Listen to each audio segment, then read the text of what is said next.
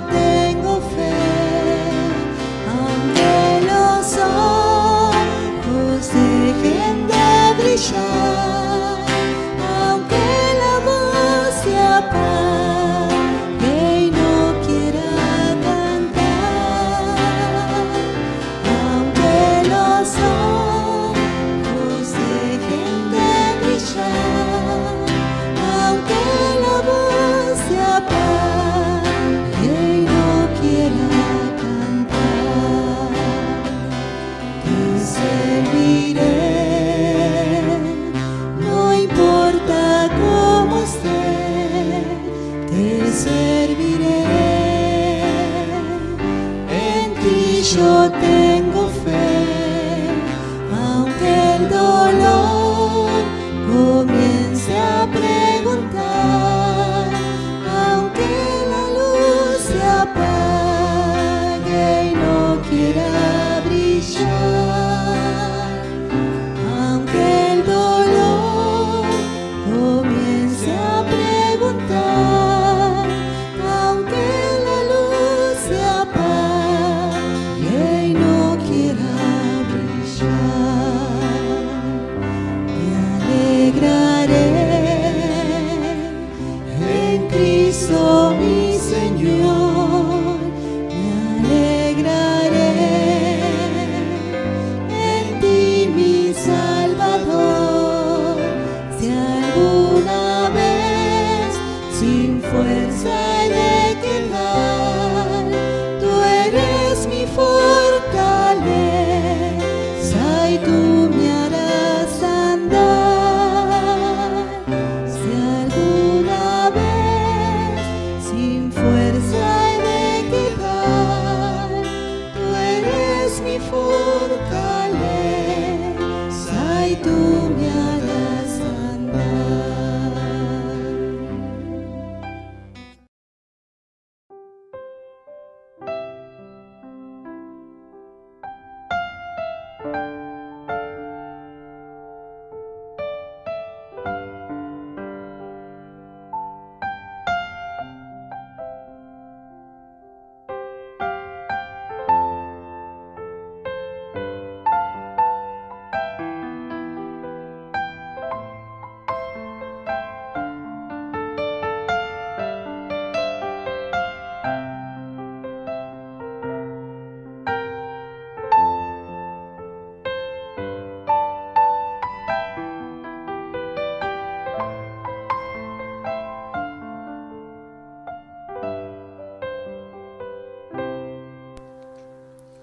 Te alabaré,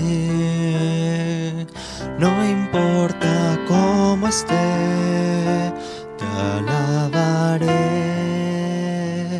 en ti yo tengo fe, aunque los ojos dejen de brillar, aunque la voz se apague y no quiera cantar, aunque los ojos dejen de brillar, aunque la voz se apague y no quiera cantar, te serviré, no importa cómo esté, te serviré, en ti yo tengo fe, aunque el dolor comience a preguntar, aunque la luz se apague y no quiera brillar, aunque el dolor comience a preguntar, aunque la luz se apague y no quiera brillar, me alegraré en Cristo mi Señor, me alegraré en ti mi Salvador, si alguna vez sin fuerza he de quedar, tú eres mi fortaleza y tú me harás andar. Si alguna vez sin fuerza he de quedar, tú eres mi fortaleza y tú me harás andar.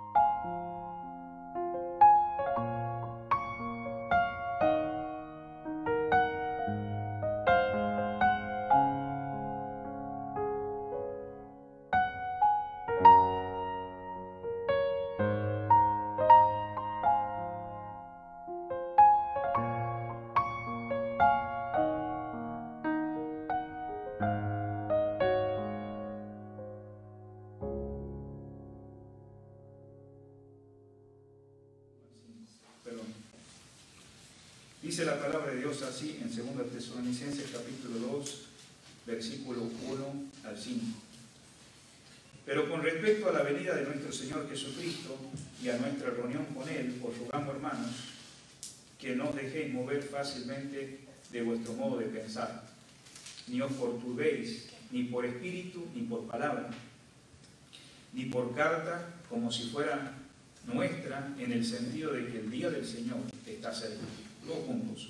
Nadie os engañe en ninguna manera, porque no vendrá sin que antes venga la apostasía y se manifieste el hombre de pecado, el hijo de perdición, el cual se opone y se levanta contra todo lo que se llama Dios, o es objeto de culto, tanto que se sienta en el templo de Dios como Dios, haciéndose pasar por Dios. El último versículo junto, hermanos. ¿No os acordáis que cuando yo estaba todavía con vosotros os decía esto? Que el Señor bendiga su palabra. En esta noche nosotros estamos en esta carta, que es la segunda carta que Pablo escribe a los hermanos de Tesalónica, y no quisiera que nos olvidáramos que la primera carta es justamente a causa de que habían pasado algunos años, que estos hermanos se habían convertido al Señor. Y todo había pasado porque Pablo había hecho una visita ahí en el libro de Hechos, capítulo 20. Ahí le animo que ustedes lo lean esta semana, de los primeros versículos. Ahí habla que había llegado a estar como alrededor de unas 3 semanas. Y había estado un día sábado, como hoy, pero ustedes saben que para nosotros los creyentes el primer día de la semana es esencial, importante, porque Cristo no solamente resucitó, pero también es la base de darle el primer lugar al Señor. A veces la gente dice, hoy comenzamos la semana, hoy es nuestro día, ¿no? Y dicen del lunes, pero el primer día de la semana es el domingo. Hoy es el primer día de la semana. Y qué bueno que los cristianos nos reunimos el primer día de la semana, porque el Señor Jesucristo resucitó y Él es primero en todas las áreas de nuestras vidas. Entonces, cuando Pablo llegó, no llegó un día, primer día de la semana, ahí en Hechos 20, dice que era un día de reposo. Y hay una diferencia entre el día de reposo y el día, primer día de la semana. ¿Cuál es la diferencia? Bueno, en el día de reposo es lo que el Señor ha dejado en ese primer pacto a la nación de Israel. Y bueno, sabemos que ese día de reposo es el día sábado. Ese día sábado era un día que no solamente descansaban, pero quería el Señor que ellos pudieran encontrar el verdadero reposo. Y el verdadero reposo se lo encuentra a través del Señor. Por eso Jesucristo tuvo que decir en Mateo 10, 28, venid a mí todos los que estáis trabajados y cargados, que yo os haré descansar. Entonces, cuando el Señor no era el reposo para ellos, el sábado estaban ocupados con muchas costumbres, tradiciones, y entre eso iban a la sinagoga, y bueno, Pablo predicó en la sinagoga que Jesucristo había resucitado. Para nosotros los creyentes la resurrección es muy importante, y les animo a que ustedes, hermanos, no se queden nomás con la resurrección cuando se acercan los días de Pascua que celebra acá este país o aún en nuestro país, que ustedes investiguen. En estos días tuve el privilegio de hacer unos foros en respuesta a un profesor y me pregunta, ¿es importante que alguien busque las evidencias de la resurrección? Y yo le respondí a este amado hermano y le dije, es importante, porque el creyente no puede quedar nomás con que Cristo ha resucitado. Desde que Cristo ha resucitado ha habido gente que se ha opuesto. Por ejemplo, el primer caso que tenemos ahí en Mateo 28, dice que le habían robado el cuerpo al Señor Jesucristo. Y entonces, amenazados, esos soldados romanos tuvieron que ser falsos testigos y promover esa mentira por más de un siglo completo.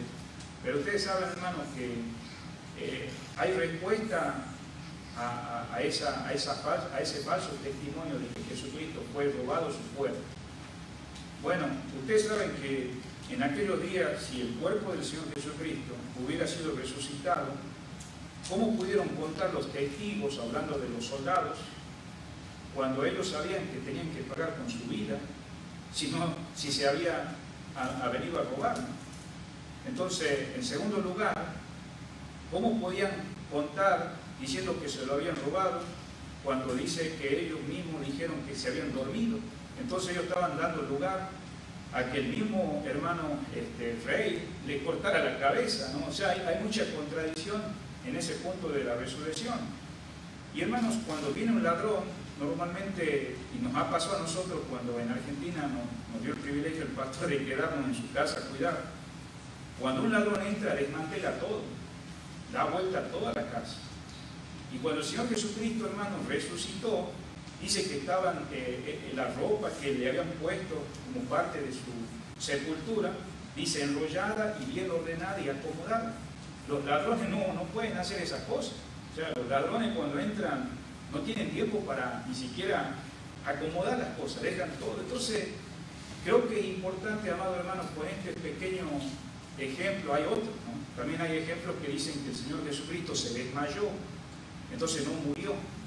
Y ha habido muchas falsas cosas a través de los siglos que se han puesto. Otros han dicho que Él murió en espíritu y no en carne. Eso afirman los testigos de Jehová en el siglo pasado. ¿Y cómo uno va a refutar esas evidencias? Bueno, justamente las evidencias están en la palabra, en los testigos que han dado del Evangelio. Aún existe todavía la tumba que el Señor Jesucristo resucitó. Entonces, los hermanos defendían a capa y espada a un Pablo cuando se encontró camino a Damasco con el Señor resucitado. Él no dejó de hablar, y justamente a los hermanos de Tesalónica, que eran los primeros creyentes convertidos en Hechos 20, dice la palabra ahí, si usted, nomás le voy a leer un solo versículo, por favor. Ellos respondieron al mensaje. Si no hubiera resurrección en esta noche, nosotros estamos perdidos. Si el Señor Jesucristo no hubiera resucitado, todavía estamos en nuestros pecados, hermano. Mire lo que dice acá el libro de Hechos, que le animé a que usted lo pudiera leer, no sé si esta noche o esta semana, pero es para que más o menos pueda darse cuenta la importancia que Pablo enfatizó a los hermanos de Tesalónica. Perdón, hermano, yo le dije 20, el capítulo 17. Dice la palabra en los primeros versículos de los días que él estuvo ahí en la sinagoga. Y en el versículo 2 dice, y Pablo, como acostumbraba, fue a ellos por 3 días de reposo. O sea, ¿a dónde llegó? A Tesalónica. Discutió con ellos, declarando y exponiendo por medio de las Escrituras que era necesario que el Cristo padeciese y resucitase de los muertos, y que Jesús, a quien yo os anuncio, decía, es el Cristo. Con estas verdades, hermanos, que el Señor usó a Pablo, porque estaba convencido, y creo que en esta noche todos los que estamos acá estamos convencidos, el Señor Jesucristo está vivo, Él resucitó, Él murió por nuestros pecados. Mire en el versículo 4 qué sucedió con los primeros tesalonicenses. Y algunos de ellos, que dicen, creyeron y se juntaron con Pablo y con Silas, y de los griegos piadosos gran número, y mujeres nobles no pocas. Entonces vemos claramente que aquí comenzó la iglesia. Comenzó los primeros creyentes en una sinagoga. Claro que en la sinagoga todavía no eran creyentes, eran como todos, en este caso prosélitos, gente que simpatizaba con el judaísmo, iban a la sinagoga como cuando nosotros antes íbamos a la iglesia católica o íbamos a la iglesia mormona. Tal vez en esta noche hay alguien que puede ser que viene acá a los bautistas porque le gusta, pero realmente todavía no conoce al Señor. Y entonces, esta gente, que eran los tesalonicenses, que era un pueblo, podríamos decir, cuando habla la palabra de Dios, los hermanos de Macedonia, correspondían a ciudades como Tesalónica, los filipenses, Filipos, y también los colosenses. Entonces, dentro de estos pueblos, se llamaban los tesalonicenses porque eran parte de la ciudad de Tesalónica.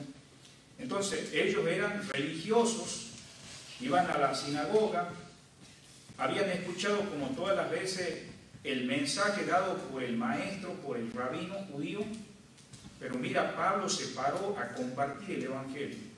Y cuando se paró a compartir el Evangelio, habló de que Jesucristo es el Mesías, que Él es el Salvador. Él expresó que Él murió, que fue sepultado y que resucitó. ¿Cuál fue la respuesta de esos oyentes? Dijeron, nosotros no habíamos escuchado esto. Y algunos dicen, creyeron.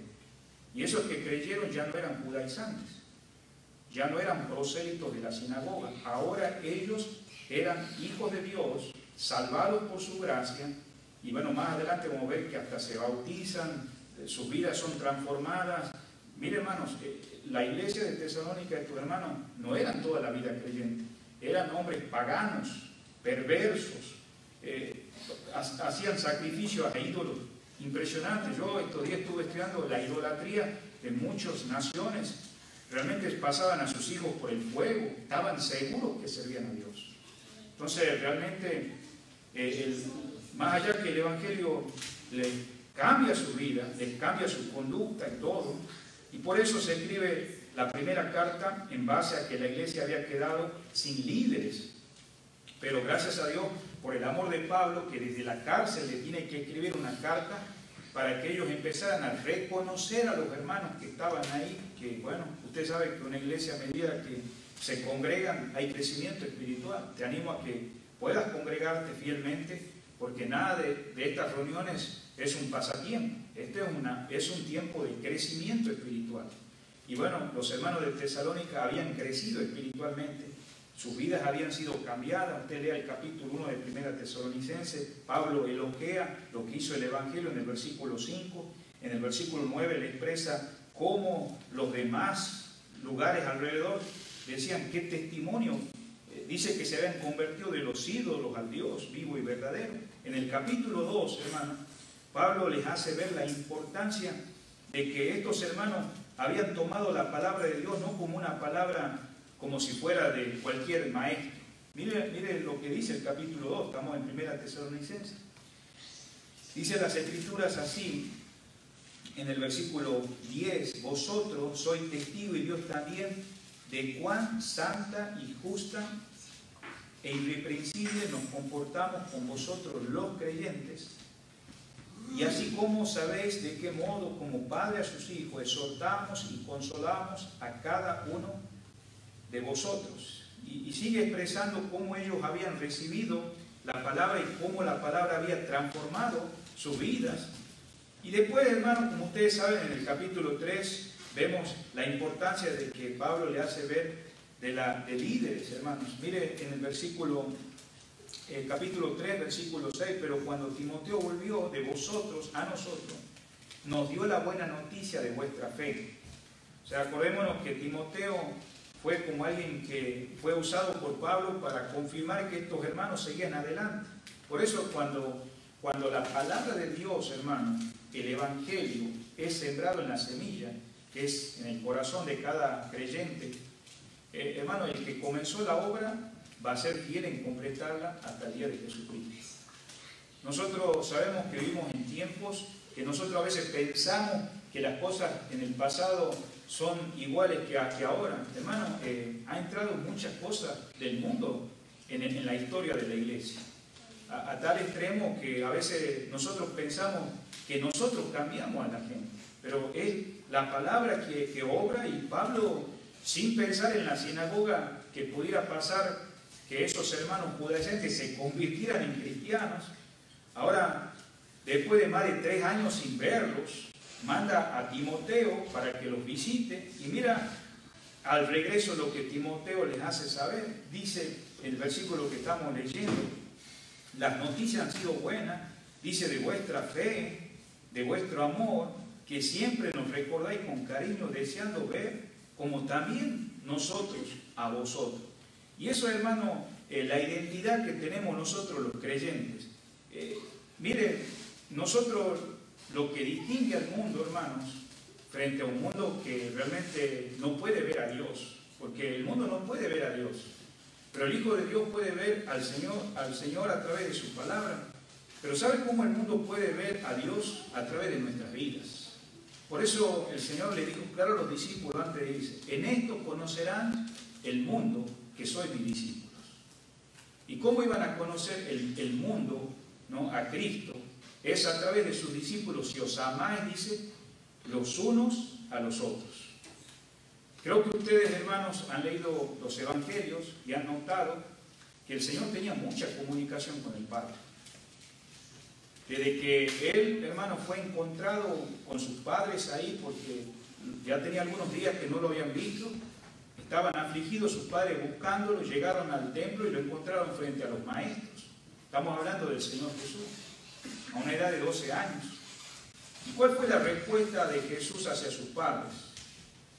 ¿Por qué me buscáis? Me es necesario estar en los negocios de mi Padre. Entonces, en ese tiempo el Señor Jesucristo no había comenzado su ministerio. Lo que yo quiero recalcar esto es que vos no podés pensar que cuando empezás un ministerio, servir a Dios, tener una comunión con nuestro Padre. La comunión con el Padre, hermano, es nuestra identidad como hijos de Dios. Nuestra relación con Él. Y bueno, el Señor, hermanos, aún ya comenzando el ministerio, a medida que Él hacía milagros, ustedes saben, hermanos, en la resurrección del mismo Lázaro, Él tuvo que dirigirse al Padre: yo sé que tú siempre me escuchas. Aún también en momentos cuando tuvo que dar de comer a muchas multitudes, el mismo Señor Jesucristo, Él se comunicaba de una manera natural. O sea que su relación con el Padre no fue por el ministerio, sino antes del ministerio. Y aún al final de su carrera, hablando de su carrera, de su misión, porque tiene una misión, y era la misión morir por nuestros pecados. Entonces ahí dice la palabra que cuando Él está terminando, Él dice: Padre, en tu mano encomiendo, ¿no?, mi espíritu. Entonces, si vos querés aprender de un modelo, o sea, tenés que decir: Señor, yo tengo una comunión como nuestro Señor Jesucristo la tiene. Si no la estás teniendo, amado hermano, es tiempo de que empecé a crecer en tu comunión con tu Padre Celestial.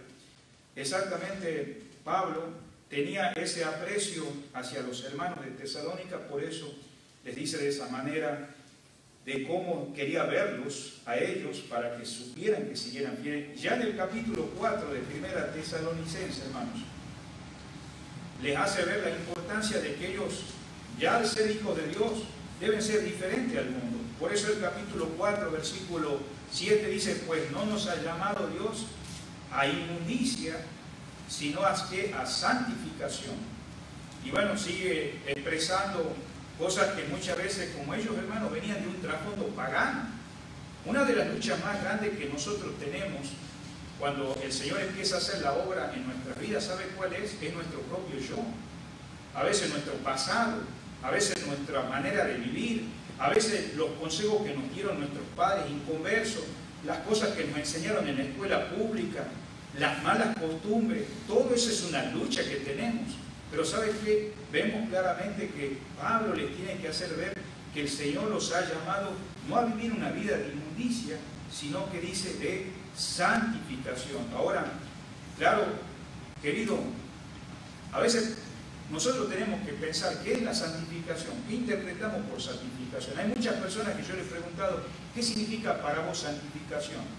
Y algunos me han dicho: Estoy hablando de creyentes, no estoy hablando de gente inconversa, porque hay gente que en estos días, creo que ustedes han estado, cuando tuve la entrevista con Miguel Galesio, el hermano que tenemos el programa Conectado en las Escrituras, y habló de que hay santos para probar. Imagínate, la gente, cuando yo le pregunto a un católico, ¿qué es para vos santidad? Bueno, está el santo que es un ladrón, para apoyar la maldad mía. Entonces, pero los creyentes hoy en día en una iglesia pueden preguntar, ¿qué es santidad? Bueno, santidad es tener un cabello bien cortito. ¿Qué es santidad para vos? Y bueno, santidad, digamos, es vestirse de una manera que me pueda diferenciar con el mundo. ¿Y qué es santidad para vos? Digamos, bueno, es estar continuamente así, apartado de esta sociedad, como en una cueva, porque no me puedo contaminar con este mundo. Y esa es la interpretación que tenemos de santidad.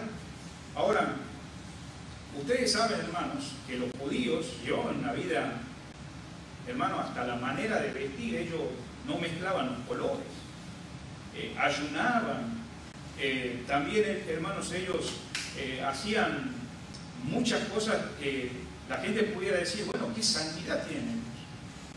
Y bueno, mire, Pablo le tiene que decir en esta carta, en el capítulo 4, a los hermanos de Tesalónica, qué es realmente la santidad. Versículo 2, porque ya sabéis qué instrucciones os dimos por el Señor Jesús, pues la voluntad de Dios es que dice vuestra santificación, que os apartéis, dice, de fornicación, y que cada uno de vosotros sepa tener su propia esposa en santidad y honor, no en pasión de concupiscencia, como los gentiles, que no conocen a Dios, que ninguno agrade ni engañe en nada a su hermano, porque el Señor es vengador de todo esto, como ya hemos dicho y testificado. Entonces, note realmente de dónde nace la santificación o lo que es la santidad. En el versículo que dice, pues la voluntad de Dios, que dice, vuestra santificación. ¿Quién requiere que seamos nosotros santos? ¿Era Pablo? Usted sabe que Pablo conocía el Antiguo Testamento, y en el Antiguo Testamento decía, sed santos, porque yo soy santo.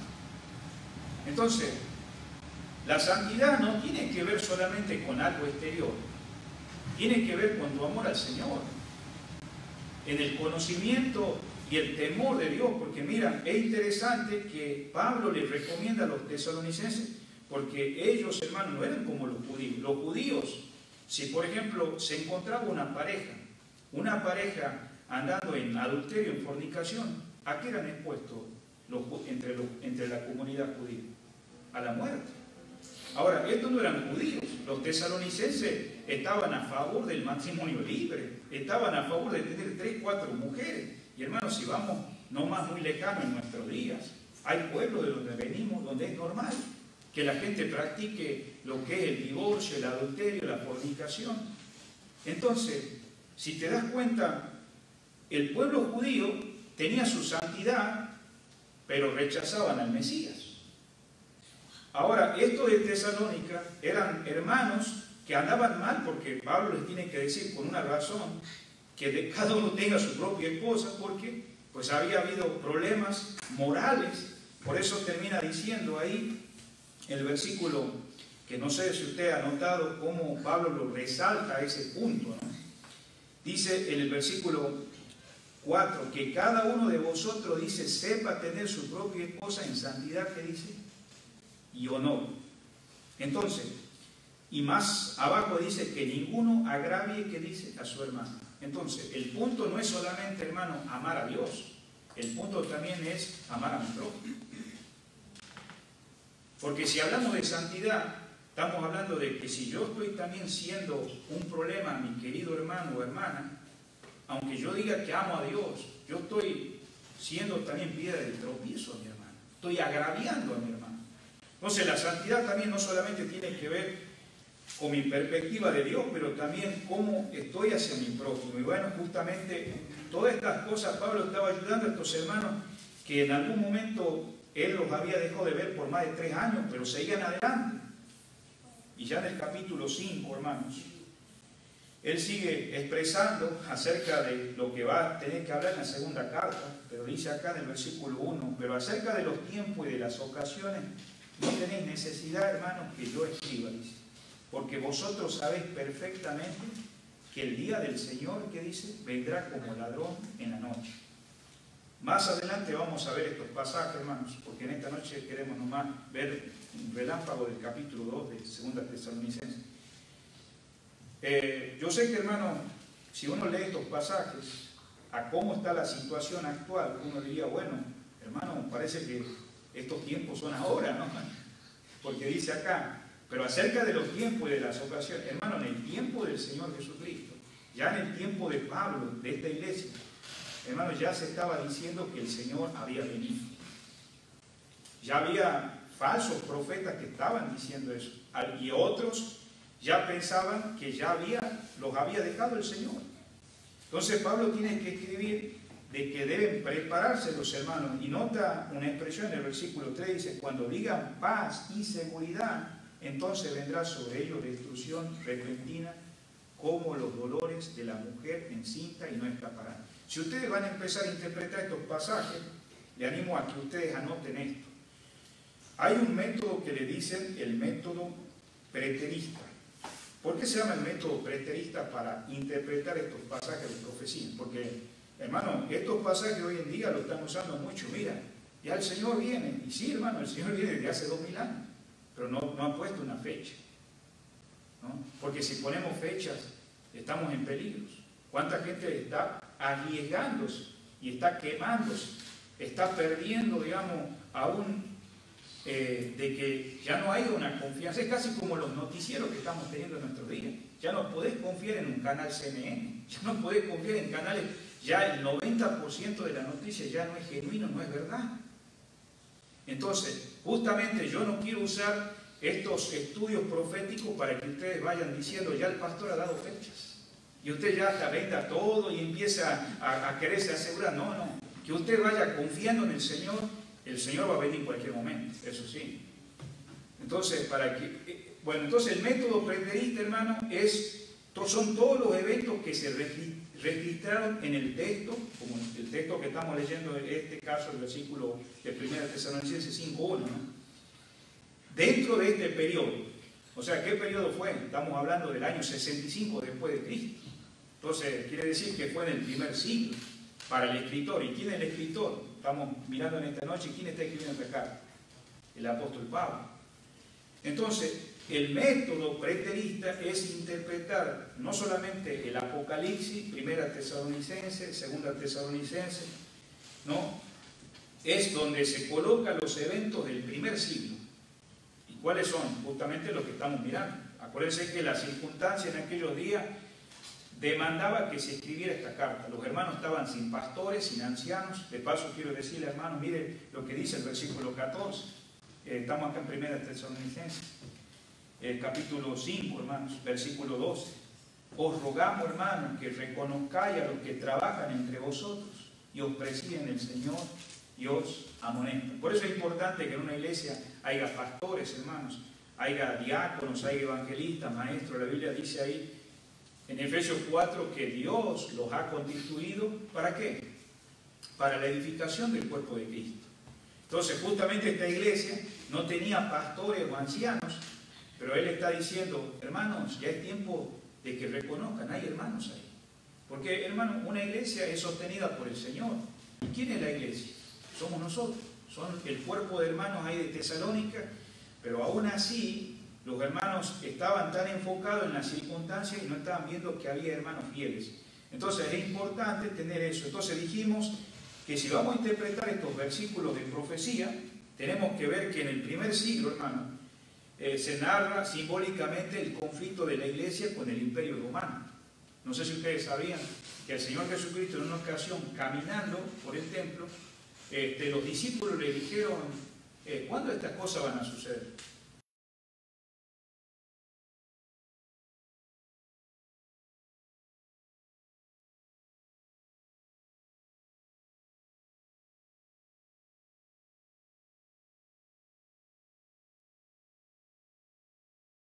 No sé si ustedes sabían, el segundo templo. Y esto yo les quiero hacer pensar un poco. Ahora Israel no tiene templo. Israel tampoco tiene aquellos que sirvieron en el templo. Cuando nosotros miramos la historia del Antiguo Testamento de los levitas que ayudaban a los sacerdotes, no están actualmente. O sea que después del año 70, bajo el emperador Nerón,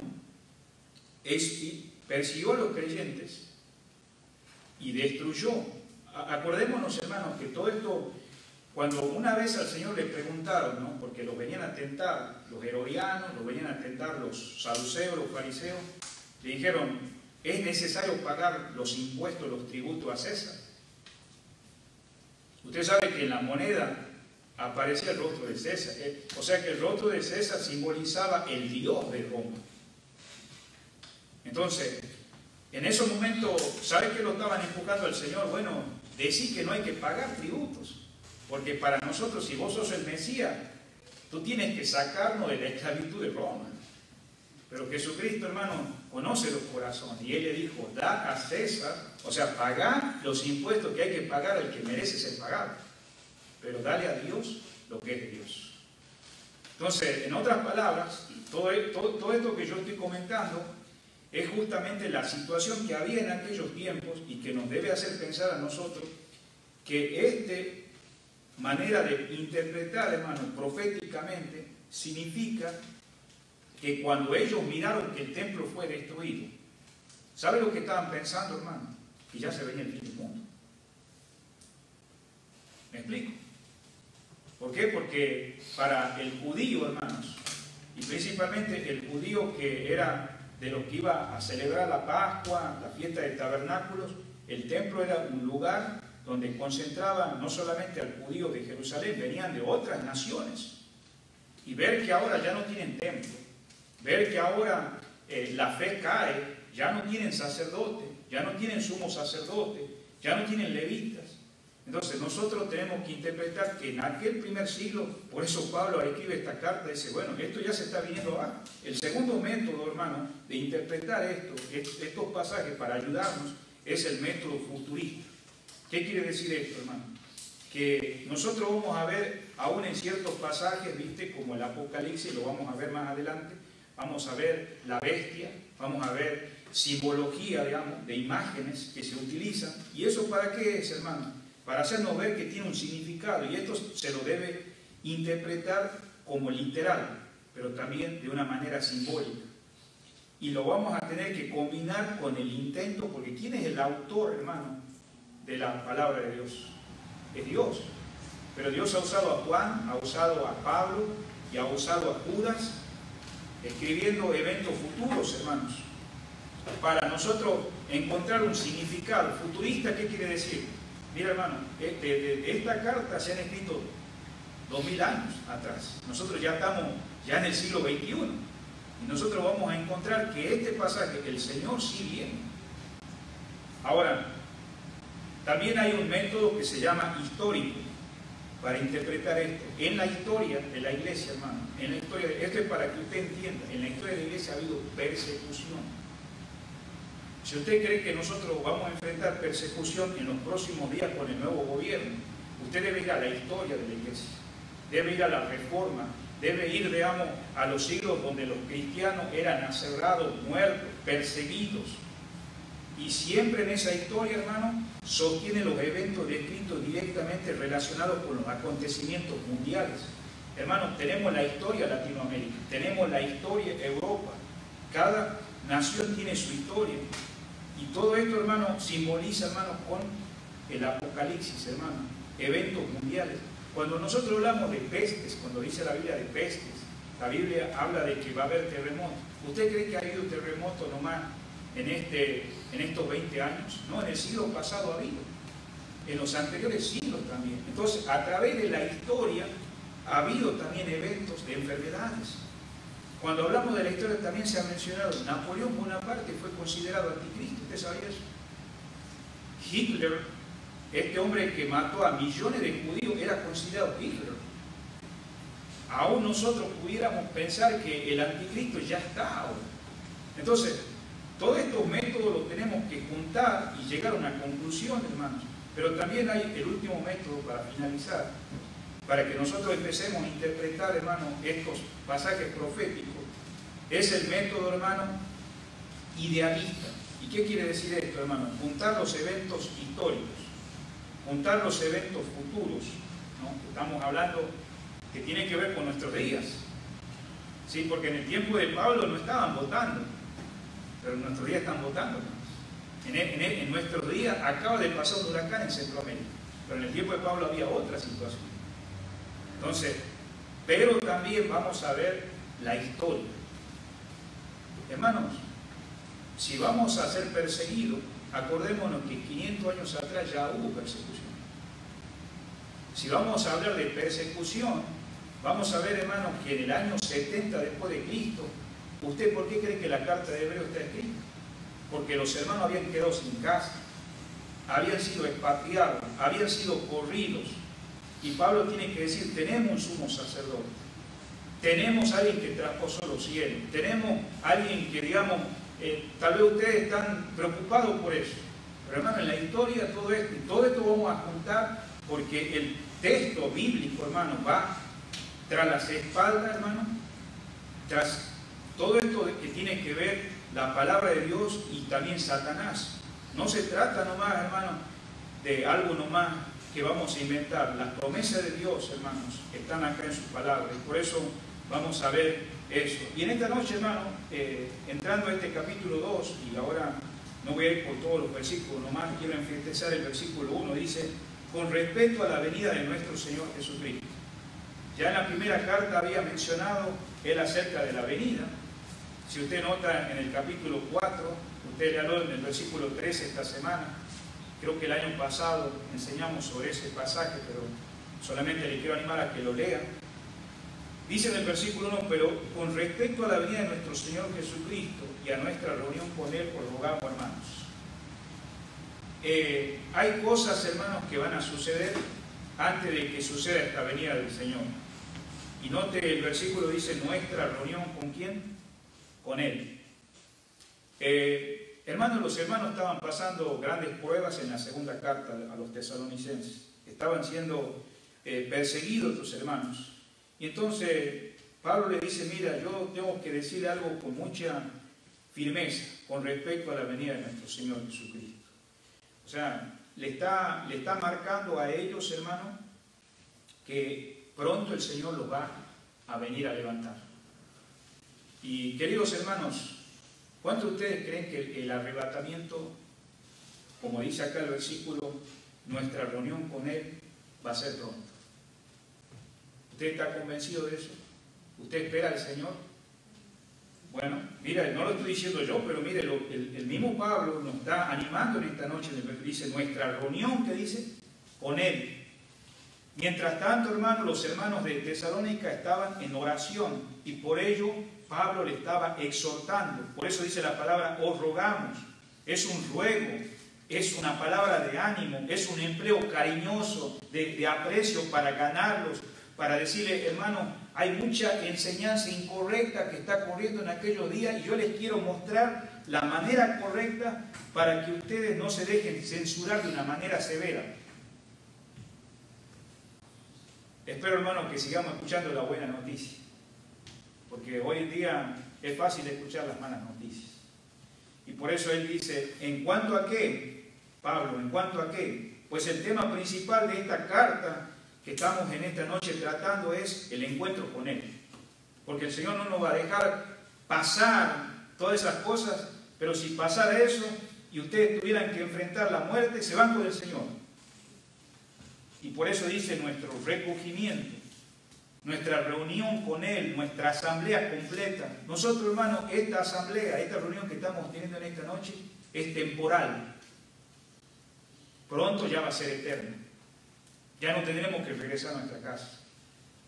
No tendremos que regresar a cocinar, a lavar o a enfrentar el día de mañana como tenemos pensado. No, va a ser una reunión para siempre. Y esa es la reunión en la cual Pablo está diciéndole acá a los hermanos. Mire, por favor, en 1 Tesalonicenses 4:17. Dice la palabra, luego nosotros los que vivimos, la anterior carta, hermanos, 1 Tesalonicenses 4:17, luego nosotros los que vivimos, o sea, los que estamos con vida, los que hayamos quedado, seremos arrebatados juntamente con ellos en las nubes. ¿Para recibir a quién? Gloria a Dios, en el aire al Señor, hermanos. Y así estaremos siempre, dice, con el Señor. Querido, no es una esperanza viva y real, por eso esta va a ser una asamblea ya completa. Ya no vamos a estar pensando, el hermano fulano de tal faltó, o la hermana tan. Ahí vamos a estar realmente los que no solamente profesaron su fe, sino estaban esperando la venida del Señor. Debe haber un júbilo en nuestro corazón, por eso está anunciado eso. También usted lo puede buscar en el libro de Mateo, si usted quiere anotarlo como versículo en esta noche, capítulo 24, versículo 31. Ahora, también, continuando con este versículo 1, dice, nuestra reunión, ¿qué dice? Con Él. Este es un sustantivo, hermano, nuestra reunión o nuestro recogimiento, porque hablando de nuestra reunión o recogimiento, en el sentido significa que nos va a sacar. ¿Por qué? Porque sabemos, hermanos, que el Señor no va a permitir que su iglesia pase por lo que justamente, hermanos, para los que van a seguir viniendo algunos domingos, vamos a estudiar las 70 semanas de Daniel. ¿No? Las 70 semanas de Daniel.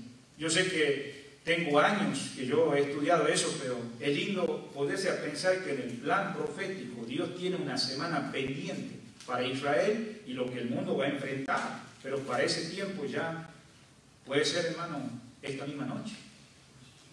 ¿No? Entonces nuestra reunión que dice con Él, estamos en el versículo 1. Entonces este sustantivo, hermano, griego, no se halla en otro lugar con la excepción de este versículo que estamos leyendo en esta noche, de 2 de Tesalonicenses 2:1, en Hebreos 10:25. Yo sé que este versículo es muy favorito para muchos. Miren conmigo Hebreos 10:25. Es casi la misma impresión de reunirnos, porque vamos a ser recogidos, vamos a ser, hermanos, arrebatados para estar con el Señor. Vamos a ir a Hebreos 10:25. No dejando de congregarnos como algunos tienen por costumbre, sino exhortando tanto más. Y mire cómo termina la expresión, cuando veis que aquel día se acerca. ¿Qué día se acerca? El día que el Señor nos viene a recoger. El día que nos viene a arrebatar, hermanos. Por eso ahí está hablando de donde se habla que la reunión del creyente va a ser un culto ya congregacional para siempre. Nosotros en esta noche hemos venido, como los hermanos de Tesalónica, por un ratito. Pero este momento ya de estar con el Señor no va a ser por un rato, va a ser para siempre. Qué maravilloso, ¿no? O sea, nuestros temores, hermanos, que nos preocupan ahora, porque hay juicios que se van a venir. A veces nos vienen pensamientos, ¿no? ¿Qué va a pasar? Pero, hermanos queridos, ese pensamiento debe ser inundado por esta palabra en esta noche para terminar. Nuestra reunión que dice, con Él. Ese debe ser nuestro pensamiento, de reunirnos juntamente con Él. Así como, hermano, el Señor usó la expresión de la gallina. ¿Se acuerda que Él dijo, tú que matas a los profetas, le dijo a Jerusalén? Pero que dice, ¿cuántas veces quise reunir, quise juntarlos, quise arrebatarlos? Como esa gallina tiene a su pueblo. Yo no sé si usted ha experimentado el amor de Dios, porque hay gente que duda y dice, si el Señor viene, yo no sé si me voy. Yo creo que vos tenés que conocer el amor de Dios. Un amor, digamos, que tiene un sello final. Como dice ahí San Juan 1:12, más a todos los que le recibieron, a los que creen en su nombre, le dio potestad de ser hechos. No podés ser hijo de Dios y al rato ya no, tu pensamiento te dice, no, ya no sos. No me voy a agarrar de los cables de la luz, o me voy a agarrar del techo para ver si me puedo elevar con Él.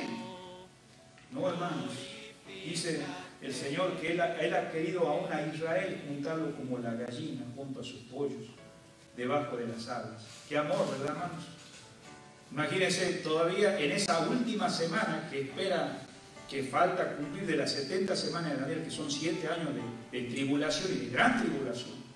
Todavía está expectando el Señor el arrepentimiento de esa nación que le ha dado la espalda al Mesías. Si tiene todavía esa esperanza, todavía nuestro Dios en la respuesta de Israel, y nosotros que a veces somos débiles y desconfiamos que nos vamos a reunir con Él, pensemos en esta noche, hermano, que esto nos debe afianzar nuestra seguridad con el Señor.